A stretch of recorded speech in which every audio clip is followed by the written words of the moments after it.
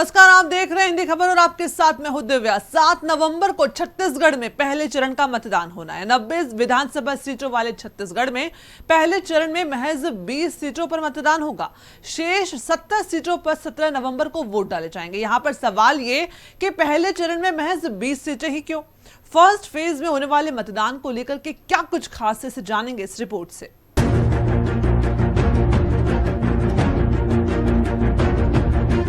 छत्तीसगढ़ विधानसभा चुनाव का मैदान, दिग्गजों के बीच सीटों को लेकर घमासान। नक्सल प्रभाव वाले एरिया में पड़ेंगे वोट, जंगल से तय होगा तख्त और ताज। फर्स्ट फेज में मात्र 20 सीटों पर वोटिंग है, लेकिन सियासत की नजर से ये जो 20 सीटें हैं, ये सरकार बनाने में सबसे अहम योगदान देगी।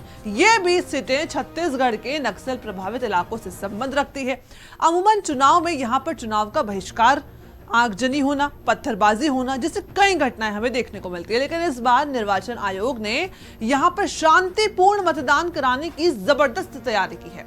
इसी वजह से पहले चरण में नक्सल प्रभावित बस्तर संभाग की 12 सीटें और राजनांदगांव लोकसभा क्षेत्र की 8 विधानसभा सीटों पर चुनाव होगा। इन 20 सीटों के चुनाव के लिए 5304 मतदान केंद्र बनाए गए हैं।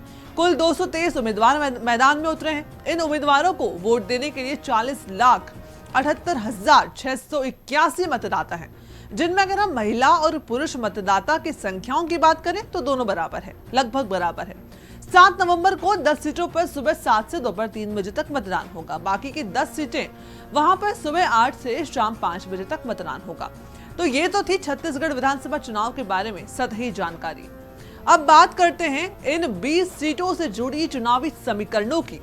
छत्तीसगढ़ में जंगल से होकर ही तख्त और ताज तक पहुंचने का रास्ता जाता है, इसलिए ये सीटें बीजेपी और कांग्रेस के लिए बेहद खास है। दोनों में कड़ी टक्कर है।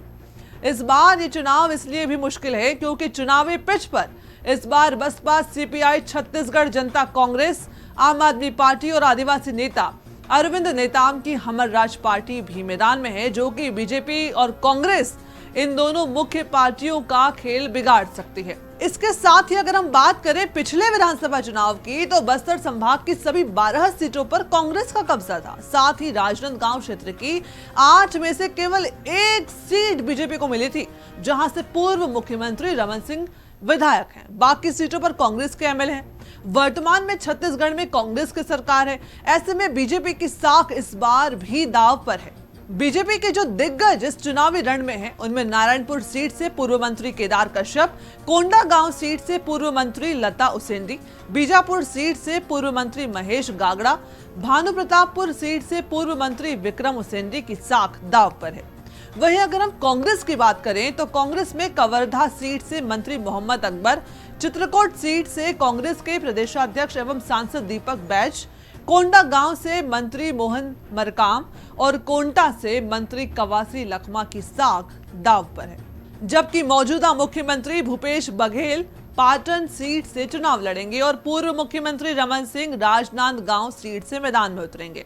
छत्तीसगढ़ विधानसभा चुनाव में 7 नवंबर को पहले चरण, तो वहीं 17 नवंबर को दूसरे चरण में मतदान होना है। देखना बेहद दिलचस्प होगा कि बीजेपी, जो कि प्रदेश में लगातार 15 सालों तक सत्ता में रह चुकी है और पिछले चुनाव में रमन सिंह की एंटी लहर का खामियाजा भी उठा चुकी है, क्या इस बार वो सत्ता में वापसी कर पाएगी, या कांग्रेस, जिस पर 5 सालों में कई आरोप लगे, वो दोबारा सत्ता में आने में कामयाब हो पाएगी?